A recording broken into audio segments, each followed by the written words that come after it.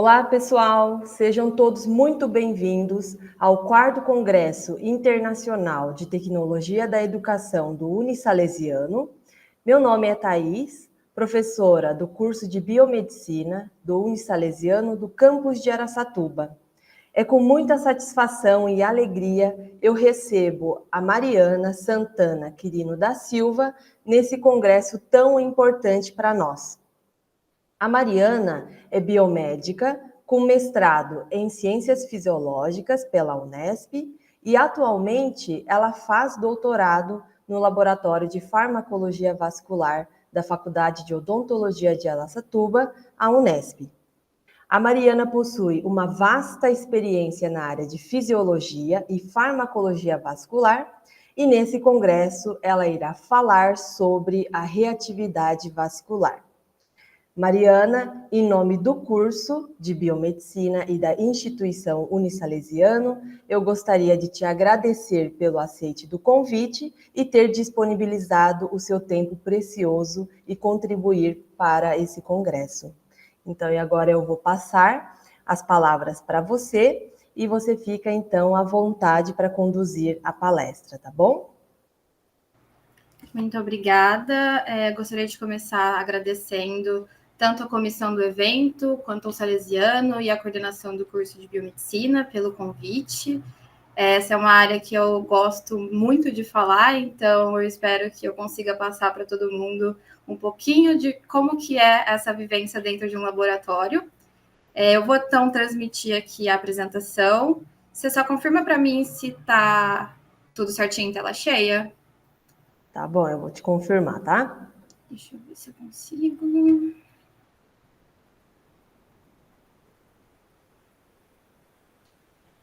Tá dando para enxergar? Tá tudo certo.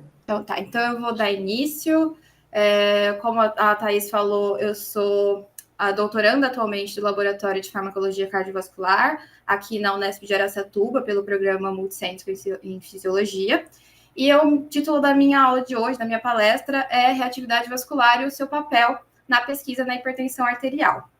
Então, antes de entrar um pouco na hipertensão e no próprio método, que é a reatividade vascular, gosto de retomar apenas alguns princípios básicos de fisiologia cardiovascular, falando um pouco sobre regulação de pressão. Então, relembrando, o nosso sistema cardiovascular ele é muito importante para o transporte de gases e nutrientes para o nosso corpo, pela homeostase, regulando a temperatura, a concentração de substâncias e o próprio pH. É importante também na defesa, né, contra agentes patogênicos, por conta da presença de células imunes no nosso sangue, e também é responsável pelo controle de líquido extracelular, com a participação dos vasos sanguíneos e dos vasos linfáticos, controlando esses volumes regionais.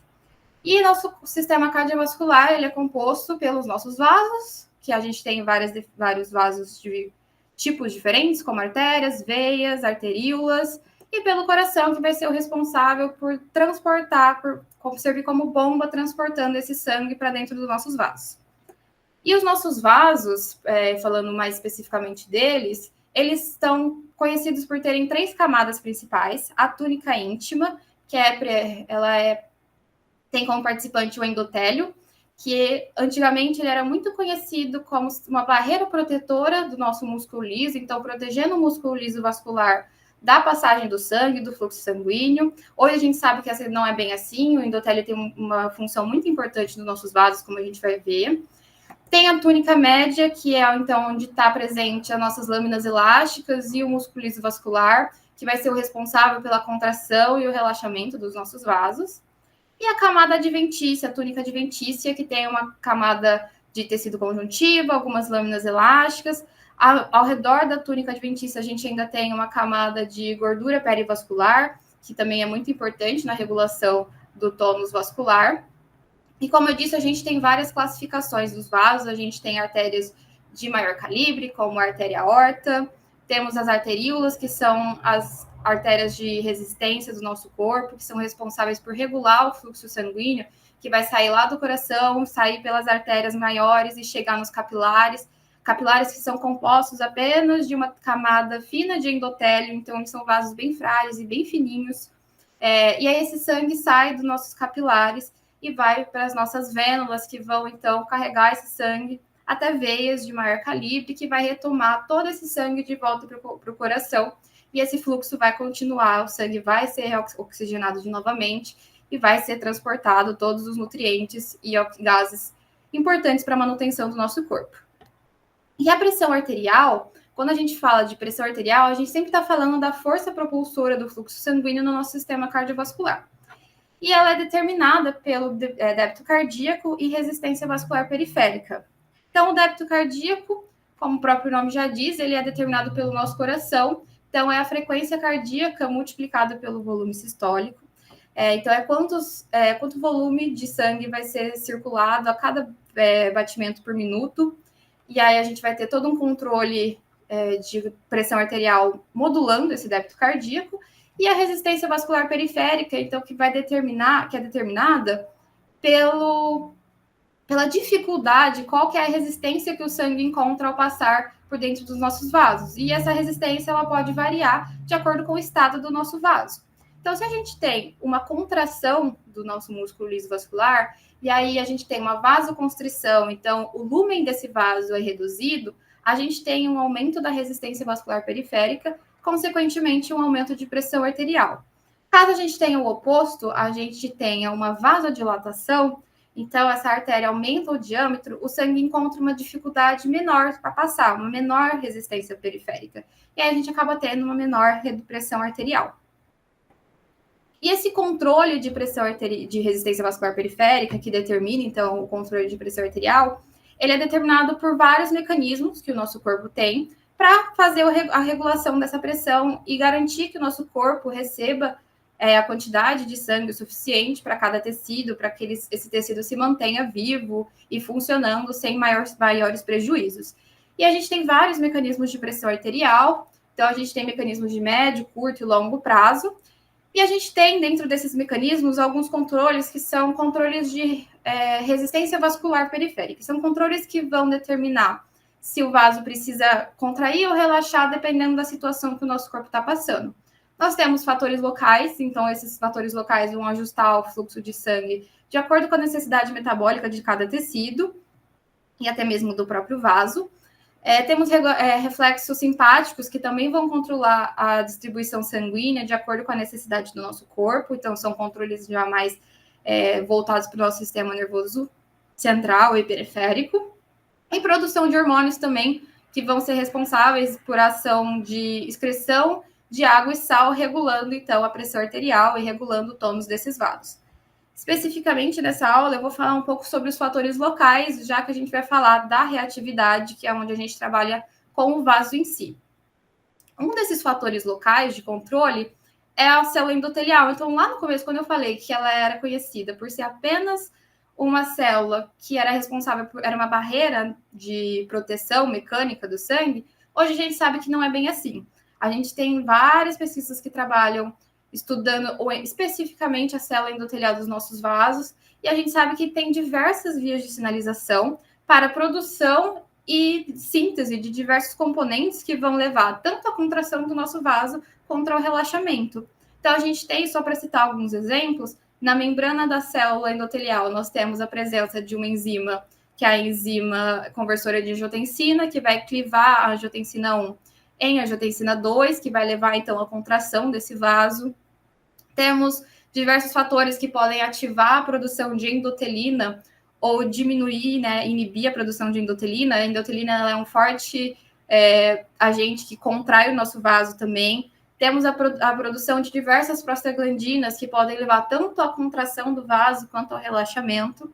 E ainda temos também uma via muito importante, muito estudada dentro das pesquisas com célula endotelial, que é a via do óxido nítrico. Então, na nossa célula endotelial, nós temos uma enzima chamada óxido nítrico sintase endotelial, que, quando ativada, tanto por forças mecânicas quanto por agonistas, vai levar, no caso, à produção de óxido nítrico, e esse óxido nítrico, lá na célula do músculo liso vascular, vai levar ao relaxamento. Então, todas essas vias, dentro de um sistema fisiológico que está saudável, que não tem nenhum dano, nenhuma patologia, elas funcionam fazendo esse controle da resistência vascular, permitindo que a gente não tenha alterações bruscas de pressão ou alterações de pressão que se mantenham por muito tempo. Só que o que acontece quando a gente fala de hipertensão. Então, como que essas artérias vão lidar com a hipertensão? Inicialmente, só trazendo alguns dados importantes sobre a hipertensão, a Sociedade Brasileira de Hipertensão, ela lançou uma diretriz em 2020, onde ela classifica, então, valores acima de 130 a 139 para a pressão arterial sistólica ou 85 e 89 para a pressão diastólica como valores de pré-hipertensão. Acima desses valores são já estágios diferentes de hipertensão, como a gente tem estágio 1, 2 e 3. E valores abaixo desse valor são considerados como pressão normal. A hipertensão ela é classificada majoritariamente em duas classificações. Nós temos a hipertensão secundária, que ela ocorre devido à presença de uma outra patologia que leva ao desenvolvimento da hipertensão. Por exemplo, casos de pessoas diabéticas podem ter hipertensão, pessoas com problemas renais podem desenvolver também hipertensão. E a hipertensão secundária ela é mais ou menos em torno de 5% apenas dos casos de hipertensão que a gente tem. Os outros 90 e poucos por cento, 95% dos casos de hipertensão são hipertensões primárias. E a hipertensão primária ela tem diversos fatores que contribuem para a sua presença. Então, a gente tem fatores genéticos que podem levar ao aumento da pressão arterial. Nós temos o próprio envelhecimento, então, com o passar do tempo, como a gente vê nesse gráfico aqui embaixo, a população vai ficando mais hipertensa de acordo com o avanço da idade. Temos também os fatores ambientais que contribuem muito para o desenvolvimento da pressão arterial. Então, o sedentarismo, o consumo de alimentos muito ultraprocessados, consumo de alimentos ricos em sódio, a falta de atividade física, tudo isso vai levar ao próprio estresse também, o aumento do estresse diário que a gente sofre. Tudo isso pode levar ao desencadeamento, junto com os fatores genéticos, à pressão arterial alta, a famosa hipertensão. E a hipertensão, hoje em dia, ela já não é classificada tanto como uma doença cardiovascular, e sim como um fator de risco cardiovascular. Por quê? Porque a presença da hipertensão por si só no indivíduo pode, se não controlada, claro, levar a acidente vascular encefálico, perda de visão, infarto agudo do miocárdio, a própria insuficiência cardíaca ou insuficiência renal, outros problemas renais, disfunção sexual. Então, tudo isso, com a presença de uma hipertensão que não está controlada, pode levar a doenças cardiovasculares mais graves. A própria aterosclerose também entra nesse meio. E uma campanha recente agora da Sociedade Brasileira de Hipertensão divulgou vários dados importantes, sendo um deles, esse que mostra agora, que a hipertensão não controlada ela é igual a uma redução da expectativa de vida de menos 4 a 12 anos de vida. Então, o paciente hipertenso, ele vive menos do que uma pessoa com pressão arterial normal. E em 2022, a gente teve, então, 68 mil mortes no Brasil com hipertensão como causa, que isso resultou em 7 mortes por hora no ano de 2022. Então, o controle da pressão arterial ele é muito importante para a gente que trabalha na área da saúde. E aí, o que acontece com os nossos vasos quando a gente está falando da hipertensão arterial? Então, num paciente normal, numa artéria de um paciente normal, de um animal modelo experimental normal, a gente tem os fatores que vão levar à contração e à dilatação do vaso meio que num equilíbrio. Então, quando a gente tem um aumento de produção de fatores contráteis, por exemplo, o nosso próprio corpo aciona vias diferentes que vão levar a vasodilatação desse vaso. Então, vai regular aquela contração inicialmente que teve, que foi mais forte por um período. Quando a gente tem um paciente ou um modelo animal hipertenso, isso não acontece, a gente perde esse equilíbrio, a gente começa a entrar num fator de desequilíbrio, onde a gente tem um aumento de fatores contráteis, então esse vaso ele consegue contrair bastante, mas ele perde a sua capacidade de relaxar. Então, além de passar por processos de remodelamento devido ao aumento da pressão que ele está enfrentando, esse vaso ele também começa a apresentar uma dificuldade de produção de fatores contráteis, de fatores que levam à vasodilatação, e aí isso resulta numa queda de fatores relaxantes, principalmente voltados para o endotélio, por exemplo, onde a gente tem uma redução na produção daquele óxido nítrico, que eu falei que é o importante vasodilatador, e isso leva a um quadro que a gente costuma chamar de disfunção endotelial. E essa disfunção endotelial, quando a gente fala de hipertensão, ela é muito importante porque ela entra num ciclo vicioso com a hipertensão. Então, a disfunção endotelial, quando ela começa a acontecer, ela leva ao aumento da pressão arterial, então já contribui para a hipertensão arterial. E a hipertensão arterial, quanto mais a pressão se eleva e ela não é controlada, ela danifica as células endoteliais das nossas artérias. Então, ele fica nesse ciclo vicioso, prejudicando muito a nossa vasodilatação e aumentando essa vasoconstrição, aumentando a pressão arterial. E aí, quando a gente fala sobre pesquisa dentro da hipertensão, como é que a gente avalia o estado dessas artérias, a função dessas artérias dentro da pesquisa básica que a gente faz com pesquisas sobre fisiopatologia ou até mesmo sobre farmacologia, buscando aí um método terapêutico para hipertensão? A gente trabalha com modelos animais. Então, a gente tem vários tipos de modelo animal para hipertensão. Temos modelos genéticos, que podem ser monogênicos ou poligênicos. Temos modelos que são uma hipertensão induzidas. Então, a gente tem indução por algumas cirurgias, como a clipagem de uma artéria renal para causar uma hipertensão secundária, por conta de uma doença renal. A gente tem aumento de uma dieta rica em gordura ou rica em sal, que também aumenta a pressão arterial desses animais. Mas quando a gente fala da hipertensão primária, que no caso é a que eu trabalho principalmente, a gente trabalha com um animal que chama SHR. Esse SHR, ele é um rato espontaneamente hipertenso, e ele é um dos modelos animais mais pesquisados, é um que tem inúmeros artigos no PubMed, trabalhando com eles, tanto para entender como que acontece esse aumento de pressão nesse rato, quanto para buscar medicamentos que possam servir para uma hipertensão primária, por exemplo.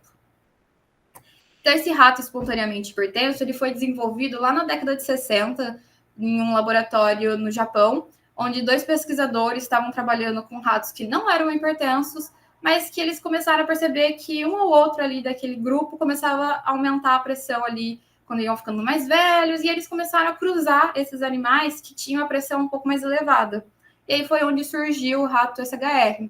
Ele é um rato que ele não nasce hipertenso, ele nasce com uma pressão normal, mas com o passar da idade essa pressão vai se elevando. Então ele tem como principais características a disfunção endotelial presente, então ele tem um endotélio prejudicado. Ele tem um aumento de NOx2 e espécie reativa de oxigênio, então ele apresenta um aumento de estresse oxidativo nos seus sistemas, aumento também da atividade simpática, que é um dos fatores que contribui para o aumento de pressão, e o desenvolvimento da hipertensão arterial com a idade. Então, nesse gráfico que eu vou mostrar aqui primeiro, a gente tem o quadradinho fechado como representando um animal que não tem hipertensão, e a bolinha aberta, um animal que tem hipertensão. Então, aqui eles fizeram o registro da pressão arterial sistólica desses animais, e eles avaliaram a cada 2 semanas, a pressão desses animais. E eles observaram que ali na 8ª semana, a pressão tanto do animal hipertenso quanto do animal que não era hipertenso estavam bem parecidas, não tinham muita diferença, mas a partir da 12ª semana, o animal hipertenso já começou a apresentar valores altíssimos de pressão arterial sistólica, e lá nas 20 semanas já apresentavam quase 200 milímetros de mercúrio de pressão arterial sistólica. Então, a cada semana que passava, esse animal aumentava a pressão dele. E aqui são 2 gráficos que eu gosto de mostrar para demonstrar como que a gente avalia a disfunção endotelial. Então, aqui a gente tem 2 gráficos, um de aorta e o de baixo de artéria mesentérica, comparando a ação da acetilcolina, que é responsável pela produção de óxido nítrico. Então, esses são gráficos que a gente obtém utilizando a técnica de reatividade vascular, e a gente observa, por exemplo, no primeiro gráfico, que o Wister, então, que é essa bolinha, ele tem um relaxamento, uma curva de relaxamento dependente de acetilcolina, que chega liberando ao 100%, o nosso animal SHR também, só que a curva do nosso animal SHR, ela está mais deslocada, e esse deslocamento significa que esse animal precisa de uma maior concentração dessa droga para relaxar 50% quando comparado ao outro grupo.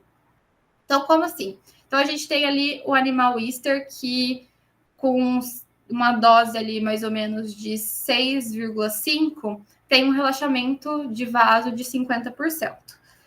Já o animal SHR, para ter a mesma resposta de 50%, precisa de quase uma dose a mais, 2 doses a mais para produzir esse efeito. Então, ele tem uma diminuição na sensibilidade para essa droga que induz o relaxamento. Então, a gente já consegue ali enxergar uma disfunção endotelial, um prejuízo do endotélio ao produzir óxido nítrico. Já no gráfico de baixo, a gente observa que essa disfunção endotelial está se apresentando de maneira diferente. Enquanto o Easter apresenta um relaxamento próximo ao 100%, o animal SHR, que é o quadradinho, apresenta um relaxamento máximo de 60%, mais ou menos. Então, ele tem um prejuízo muito grande em conseguir relaxar esse vaso.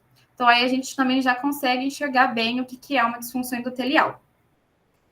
E aí, como eu mostrei para vocês o gráfico agora, a gente vai entrar um pouquinho sobre o método que a gente utiliza para formar esses gráficos, para criar esses vasos, esses gráficos, que é a reatividade vascular, que é nesse aparelhinho que vocês conseguem ver na foto. Nós utilizamos esse método tanto para vasos de condutância, não são vasos de maior calibre, quanto para vasos de resistência, que são vasos de menor calibre.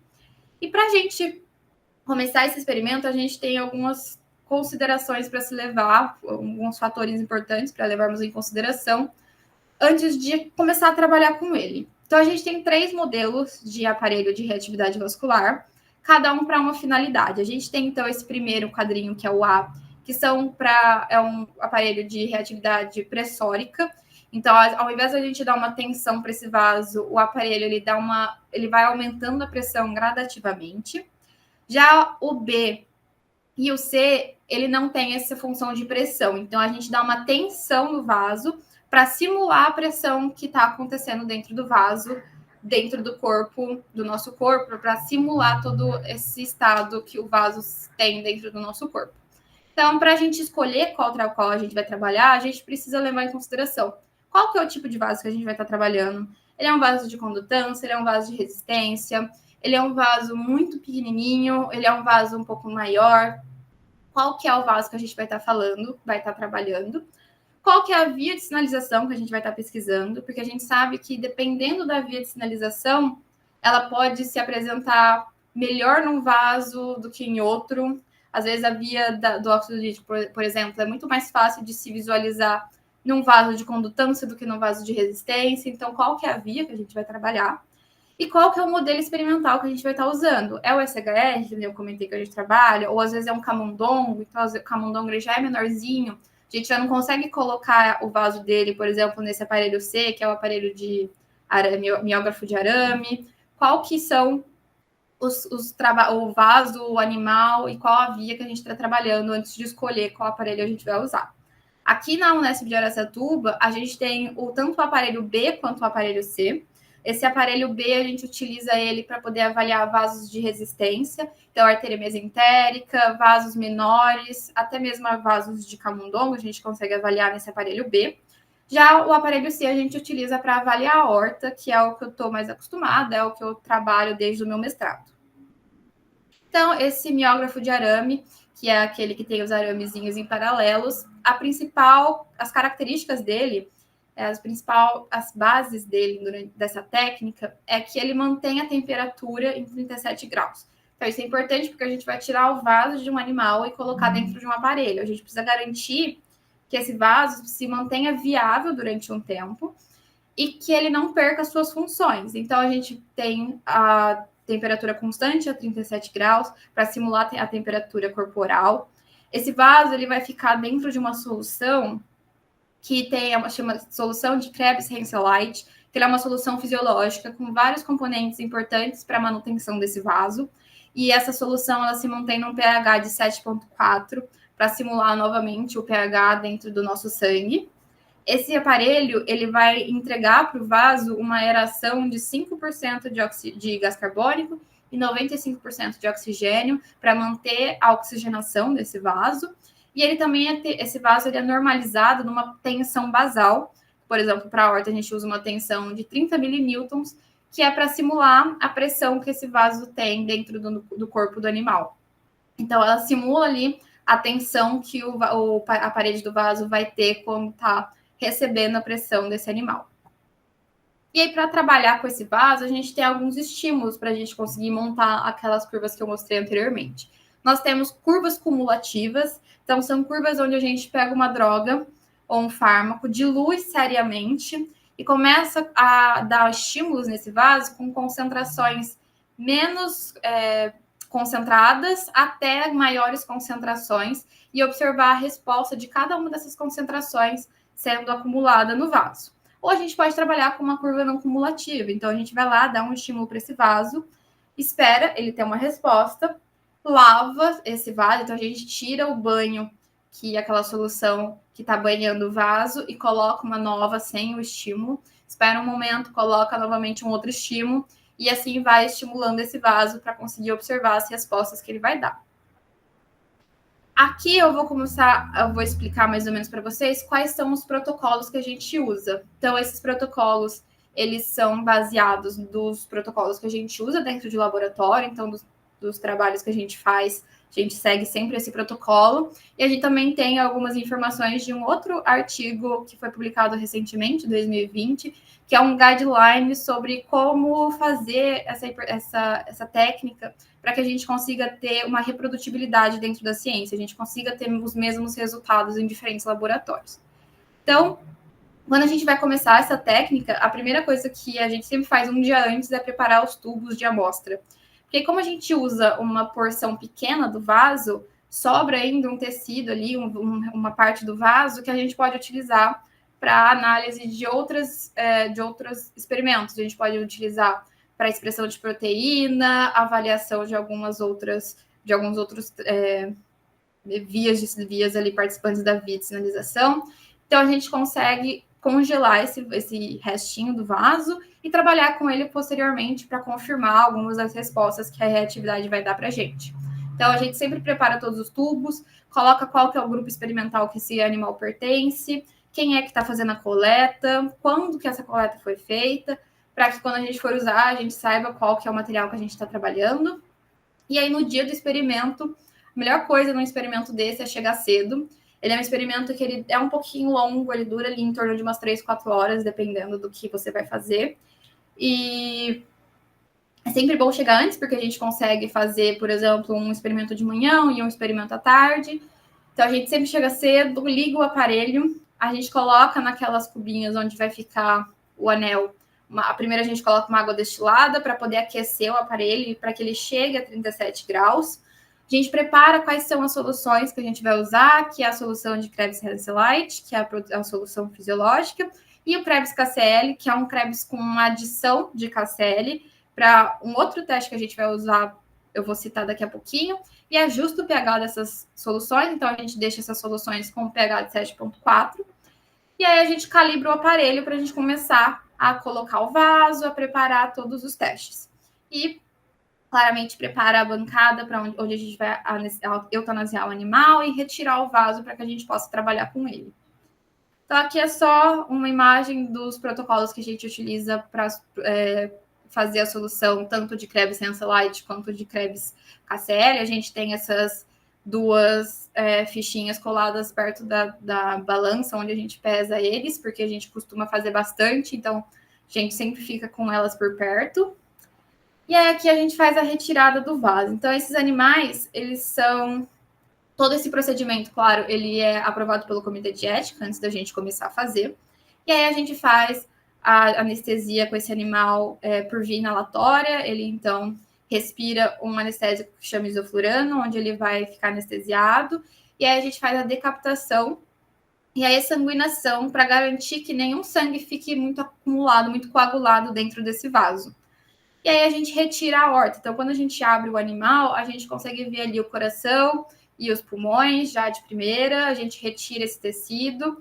A gente tem um esôfago ainda na frente, retira o esôfago. E aí, lá colado na coluna vertebral do animal, a gente tem a artéria aorta, que ela vai estar encapada ali com um tecido gorduroso em volta. E a gente retira esse vaso, coloca nessas plaquinhas Petri de vidro com uma solução de Krebs, só que uma solução de Krebs que a gente deixa um pouquinho na geladeira para ela ficar gelada e diminuir ali o metabolismo basal desse vaso. E aí a gente vai cortar, vai limpar essa artéria, essa aorta, a gente retira esse tecido gorduroso, retira alguns resquícios de sangue que ficam no vaso, E aí a gente corta nesses mini anéisinhos aí que dá para ver na foto, são anéis de aorta de 2 milímetros. A gente usa uma régua ali embaixo da plaquinha para poder cortar no tamanho certo. E aí cada um desses anéis vão para dentro dessa cuba, como a gente pode ver aqui na foto, e a gente encaixa ele dentro de 2 araminhos, daqueles arames que eu mostrei no começo. E é ali que a gente vai dar uma tensão para o vaso, que é onde a gente começa a primeira etapa do experimento, que é a etapa de normalização. Então, colocando os vasos no aparelho, ligando a aeração para que ele comece a receber oxigênio, a gente vai começar a adicionar uma tensão de 30 milinewtons, de pouquinho a pouquinho. Então, a gente coloca um pouco de tensão em um, coloca um pouquinho de tensão no outro, volta, até chegar nos 30. Quando eles já estão ali no 30, a gente faz uma primeira lavagem. Então, a gente tira aquele líquido que estava e coloca um líquido novo. E a gente espera 30 minutos, faz uma segunda lavagem, espera mais 10 minutos, faz mais uma terceira lavagem. Durante essas lavagens, o vaso ele tende a diminuir essa tensão. Então, de 30 vai para 29, 28, 27. E aí, o que a gente faz é voltar a tensão para 30. Então, a gente vai dando essa tensão de 30 até o vaso acostumar que aquela é a tensão dele. E aí, toda vez que a gente faz a lavagem, ele costuma descer um pouquinho a tensão e aí a gente ajusta. Então, aqui, rapidamente, é só um vídeo mostrando as lavagens que a gente faz. Então, antes de colocar o líquido novo da solução de Krebs, a gente retira o antigo, a gente tem uma bomba a vácuo que vai puxar esse líquido, e aí a gente coloca um pouco o líquido novo. E aí, depois que a gente faz a lavagem, a gente ajusta a tensão. Então, aqui nesse videozinho, é um registro da tensão. Então, ali, quando essa linhazinha vermelha tem uma queda, quer dizer que está caindo um pouquinho a tensão, a gente vai lá, ajusta de volta para 30, faz uma lavagem. 10 minutos, faz outra lavagem. Normalmente, após a terceira lavagem, esse vaso já tende a estabelecer ali uma tensão de 30. Alguns casos não acontece e aí a gente aumenta essa quantidade de lavagem. A gente pode fazer de 4 a 5 lavagens para fazer com que esse vaso se acostume com a tensão de 30. Terminando a normalização, a gente faz um que a gente chama de teste de integridade, que é usando aquele Krebs KCl. Esse KCl é um Krebs de 120 milimolar por litro de KCl. Então, a gente coloca uma concentração de potássio muito alta no meio extracelular, que vai fazer com que os canais de potássio se fechem, impedindo, então, que o potássio presente dentro da célula saia. E isso vai abrir canais de cálcio. E esse aumento do cálcio intracelular leva à contração do vaso. Então, esse é um teste que a gente utiliza nos anéis para ver se, durante o processo de retirada daquele tecido gorduroso, do momento que a gente corta os anéis, do momento que a gente coloca no aparelho, se a gente não danificou o músculo liso desse vaso. Então, se esse vaso contrai bastante, a gente sabe que esse músculo está funcionando. Então, a gente espera ali 15 minutos para ter essa contração.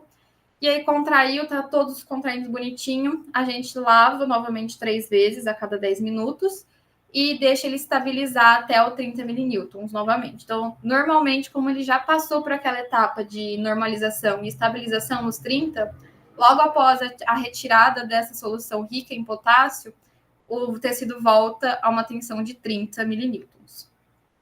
Então, aqui, novamente, um registro de como é essa contração. Então, ali a gente tem o momento que coloca o KCl, e aí a gente tem ali uma contração de quase 60 milinewtons, e aí, depois da lavagem, esse tecido volta próximo à tensão dos 30 milinewtons. Então, lavando esse tecido, voltou para a tensão de 30, a gente faz o último teste antes do experimento em si, que é o teste do endotélio. Se a gente for trabalhar, a gente tem 2 situações, né? A gente pode trabalhar com células endoteliais, então a gente precisa ter um endotélio íntegro, e a gente pode trabalhar com músculo liso, onde a gente retira essa camada de célula endotelial para conseguir observar só a resposta do músculo liso. Então, quando a gente quer, por exemplo, trabalhar com endotélio, a gente vai dar um estímulo com fenilefrina, que vai levar à contração do vaso. Após atingir o platô dessa contração, a gente dá um estímulo com acetilcolina. A acetilcolina, então, lá no endotélio, vai ativar a via de sinalização da óxido nítrico sintase endotelial, que vai levar à produção de óxido nítrico, e quando há a produção de óxido nítrico, esse vaso vai relaxar. Se a gente retirou essa camada de endotélio, na hora que a gente colocar acetilcolina, a gente não vai ver um relaxamento. A gente pode ver até um aumento da contração. Então, aí a gente sabe que esse vaso realmente está sem endotélio, que a gente pode continuar trabalhando com ele para observar respostas voltadas ao músculo liso. Se a gente quer, então, trabalhar com o endotélio em si, a gente espera que esse vaso relaxe. Aqui a gente tem duas imagens de teste de endotélio. Então, na de cima a gente tem aortas de Wister, que relaxam praticamente 100% quando a gente coloca acetilcolina, e uma de SHR, que já tem aí um relaxamento um pouco prejudicado devido à disfunção endotelial. Quando a gente trabalha com o endotélio em si, a gente quer observar a resposta de um endotélio, a gente quer um endotélio íntegro. Para o Wister, a gente considera o endotélio íntegro com relaxamento acima de 80%, e para o SHR em torno de 60% a 70% de relaxamento. Tá atingindo esses valores, a gente já consegue trabalhar com esses vasos. A quarta etapa, que é uma etapa que pode ser que no seu experimento tenha, pode ser que não, é uma etapa de incubação. Então, aqui é onde a gente costuma brincar no laboratório, que é o momento que a gente brinca com o experimento. É onde a gente pode colocar diversas drogas, inibidores de vias de sinalização, bloqueadores de receptores, para a gente conseguir bloquear uma etapa ou estimular o vaso de uma forma diferente, de forma aguda, para na hora que a gente for fazer a curva de contração, a gente observa. Então, a gente pode, por exemplo, bloquear um receptor, por exemplo, de angiotensina 2, e fazer uma curva de angiotensina, onde a gente vai avaliar só a resposta da angiotensina no receptor AT1 e não no AT2. Ou a gente pode, por exemplo, bloquear a enzima responsável pela produção de óxido nítrico. E aí a gente coloca a acetilcolina, por exemplo, que vai ativar essa via para ver se realmente está bloqueado ou não. E esses períodos de incubação normalmente duram de 30 a 60 minutos antes da curva em si. E aí a gente chega na última etapa do experimento, que é onde a gente vai fazer essa curva cumulativa de concentração-resposta. Então, a gente vai pegar esses anéis que estão lá estabilizados na tensão de 30, que receberam ou não uma incubação, e fazer estímulos desde uma droga com menor concentração até com uma maior concentração. Então, cada um desses risquinhos na imagem representa a gente colocando uma dose, uma concentração desse fármaco. E aí, nesse caso aqui, a gente tem uma curva para fenilefrina, então, onde a gente observa a contração do vaso. E nesse caso, a gente tem uma curva de relaxamento. Então, para relaxar, a gente dá um estímulo com a fenilefrina, contrai esse vaso, e aí a gente adiciona diferentes doses de acetilcolina para observar o relaxamento final. E por fim, finalizando o experimento, logo depois que a gente termina já o experimento, a gente salva e a gente já consegue usar esse estímulo para ver se teve alguma diferença ou não. A gente já consegue plotar alguns gráficos para observar. Então, aqui a gente vai pegar esse arquivo e a gente vai selecionar os valores de cada uma dessas contrações nessa curva. Então, a gente vai selecionar ali, salvar. A gente joga num software, né, que é o GraphPad Prisma, que é o que a gente utiliza para fazer estatística. E aí a gente joga esses dados ali, faz um tratamento com eles, e a gente consegue observar a formação desse gráfico abaixo, onde a gente tem ali cada uma dos estímulos que a gente deu, mostrando quanto que esse vaso contraiu para a gente. E aí, como que a gente utiliza, né, só para mostrar rapidinho para vocês, como que a gente usa esse experimento dentro dos nossos trabalhos de pesquisa. Então, aqui vou mostrar rapidamente alguns dados para vocês da minha dissertação do mestrado. Se alguém tiver interesse, esse QR Code vai mandar diretamente para a tese no repositório da Unesp, para quem quiser dar uma olhada. Então, a minha dissertação ela teve como título o tratamento com a apocerina prevenindo a disfunção endotelial, melhorando as funções das cavéolas em ratos espontaneamente hipertensos. Então, só para a gente ter alguma base, as cavéolas elas são essas estruturas em formato de invaginação que estão presentes na membrana das nossas células endoteliais. Elas estão presentes em diversas outras células, mas principalmente na célula endotelial. E ela apresenta essa proteína chamada caveolina.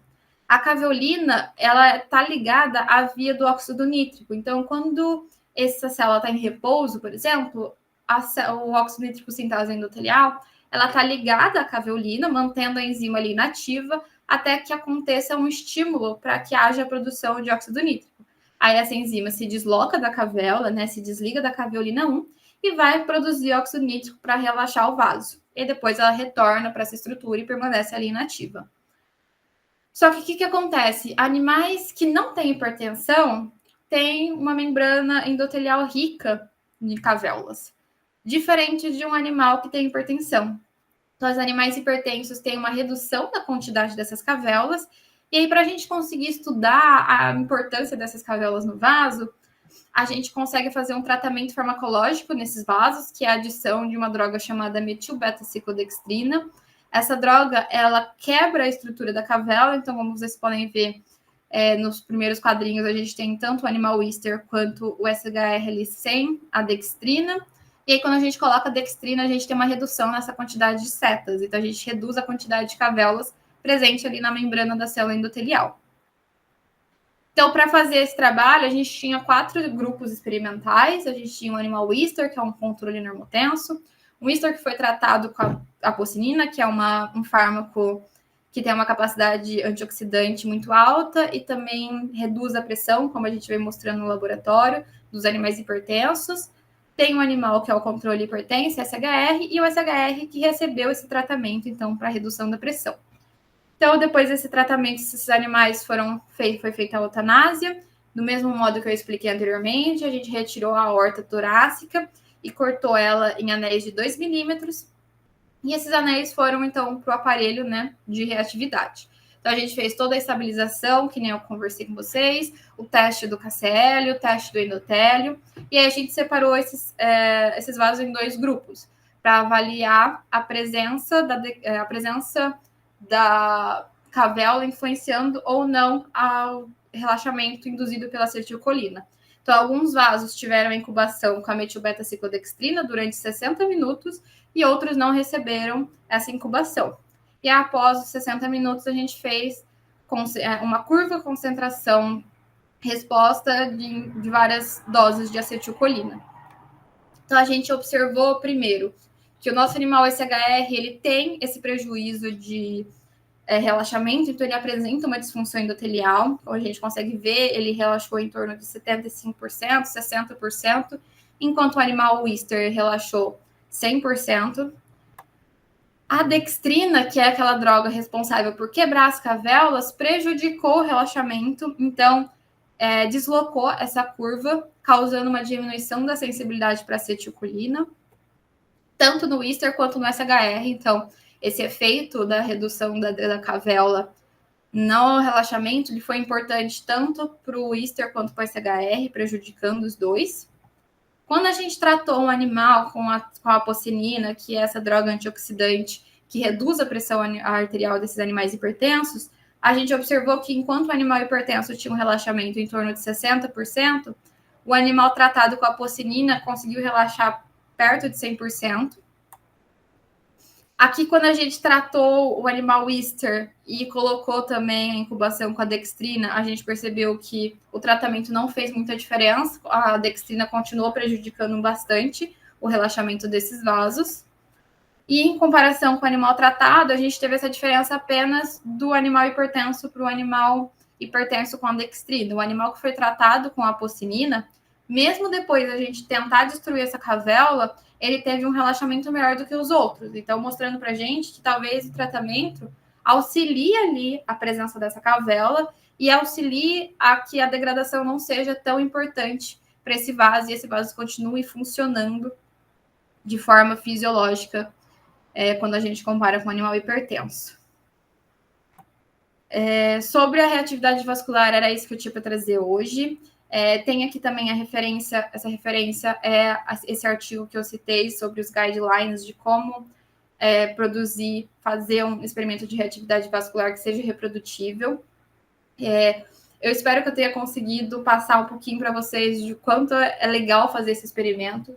Apesar dele ser um experimento longo e parecer um experimento um pouco complicado, ele é um experimento bem tranquilo de lidar. Ele nos dá informações muito importantes sobre o funcionamento do vaso, sobre quais vias de sinalização estão sendo afetadas. A gente, como eu falei, a gente consegue brincar com esse experimento, então a gente consegue bloquear vias, receptores, estimular outros receptores antes de fazer a curva, para ver como que esses fatores estão participando ali no controle da contração e do relaxamento.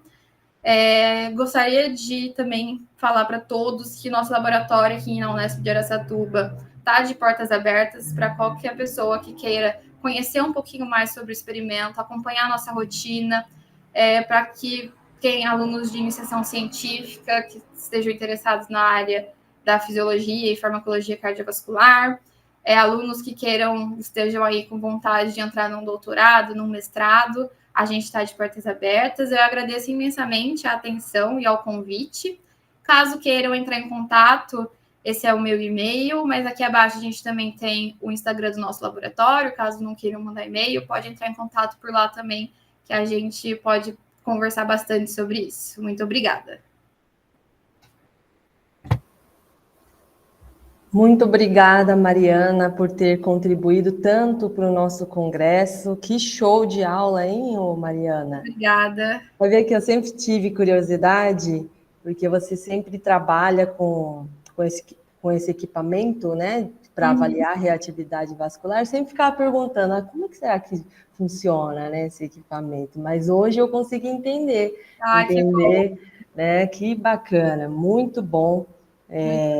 Você conseguir, eu acho que os alunos vão conseguir entender a importância desse experimento, não só a parte experimental, mas a parte de organização, que você muito bem colocou, né, que é a parte mais burocrática. Exatamente. Né? Mas que bacana, muito obrigada, viu? Agradeço também a sua orientadora, a professora Cristina Antoniali, por ter te disponibilizado também as fotografias do laboratório dela, tá? Então, muito obrigada, viu? Em nome do Salesiano, a gente agradece aí a sua participação, tá Eu bom? que agradeço e estamos de portas abertas aí para quem tiver qualquer dúvida ou queira conhecer um pouquinho mais. Com certeza, os alunos vão te procurar, tá bom? Muito obrigada, viu? Eu espero que vocês tenham, então, gostado desta palestra. Mais informações, conforme a Mariana disponibilizou, é só procurar ela, o Instagram da faculdade, tá certo? Então, um bom congresso para todos.